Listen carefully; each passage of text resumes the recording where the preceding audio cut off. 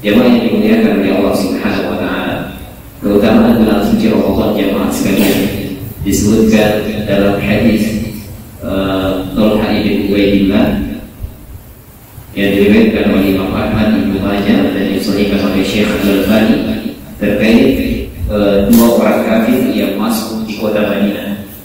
Jadi dua orang kafir ini masuk ke kota Madinah, kemudian menghadap kepada Nabi Sallallahu Alaihi Wasallam, dan keduanya jamaah sekalian menyatakan keislamannya.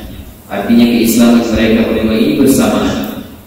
Karena kedua orang ini adalah musafir, maka keduanya tinggal di rumah Thalhah bin Ubaidillah.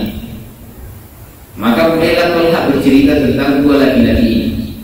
Dia mengatakan laki-laki yang pertama orangnya rajin sekali beribadah. Jadi kalau malam dia sholat malam, kalau siang dia berpuasa, rajin sekali.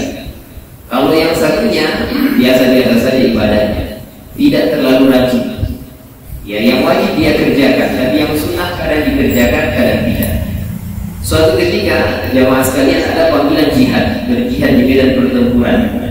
Maka laki-laki yang pertama yang rajin ibadah ini ikut ke medan pertempuran. Maka ustusyhida, dia pun syahid di medan pertempuran. Adapun sahabatnya yang kedua, yang biasa-biasa saja, ini diberikan umur yang panjang oleh Allah Subhanahu wa taala, sehingga dia hidup 1 tahun kemudian. 1 tahun berlalu, maka dia pun dicabut nyawanya oleh Allah Subhanahu wa taala. Jadi ada dua di sini ya, yang satu rajin ibadah, yang satu biasa-biasa saja. Yang satu syahid di medan pertempuran, kemudian yang satunya diberikan umur 1 tahun kemudian. Maka Thalhah bin Ubaidillah ini bersedih karena ini dua sahabatnya tinggal di rumahnya, kemudian satu rajin ibadah, satu biasa-biasa saja. Jamaah yang dimuliakan oleh Allah Subhanahu wa taala, ketika Thalhah bin Ubaidillah tidur, maka dua laki-laki ini datang dalam mimpinya. Dan dua orang ini mengajak Thalhah bin Ubaidillah untuk menuju ke hadapan pintu surga. Sehingga mereka ketika itu bertiga di depan pintu surga. Satu orang keluar dari surga, kemudian menarik tangan laki-laki yang terakhir meninggal dunia. Siapa yang terakhir meninggal dunia? Yang ibadahnya luar biasa atau biasa-biasa saja? Biasa-biasa saja. Dia dulu masuk ke dalam surga. Keluar lagi satu orang dari surga jamaah sekalian, kemudian menarik tangan laki-laki yang luar biasa ibadahnya. Yang pertama meninggal dunia, masuk ke dalam surga. Kemudian keluar lagi satu orang dari surga dan berkata kepada Thalhah bin Ubaidillah, adapun kamu, belum saatnya kamu masuk ke dalam surga. Pulanglah dahulu, karena dia masih hidup.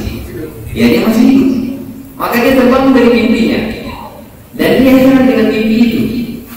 Kenapa bisa orang yang biasa-biasa ibadahnya mengalahkan orang yang fisabilillah, orang yang berjihad di jalan Allah Subhanahu wa taala? Pagi harinya, fa asbaha Thalhah yuhadditsu bihi an-nas. Ketika pagi harinya, maka Thalhah menceritakan mimpinya ini kepada sahabat yang lain, dan semuanya yastabihun, semuanya heran. Kenapa bisa demikian? Orang yang biasa-biasa ibadahnya mengalahkan orang yang fisabilillah. Sehingga kisah ini jamaah sekalian booming, tersebar di kota Madinah.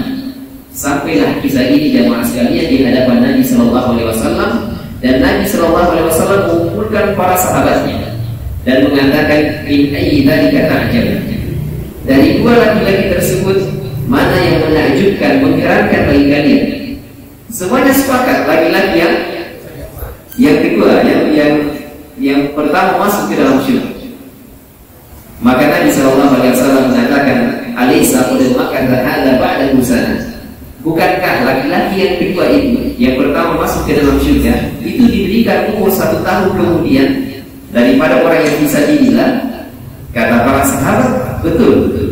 Bukankah dalam 1 tahun itu dia sudah berjumpa dengan bulan suci Ramadan, bulan yang penuh dengan ampunan, orang dimudahkan untuk melakukan ketaatan ibadah kepada Allah Subhanahu wa taala? Kata para sahabat, betul. Bukankah dalam 1 tahun itu dia sudah bersujud ribuan kali kepada Allah Subhanahu wa taala? Kata para sahabat, betul. Kata Nabi sallallahu alaihi wasallam, "Fama bainahuma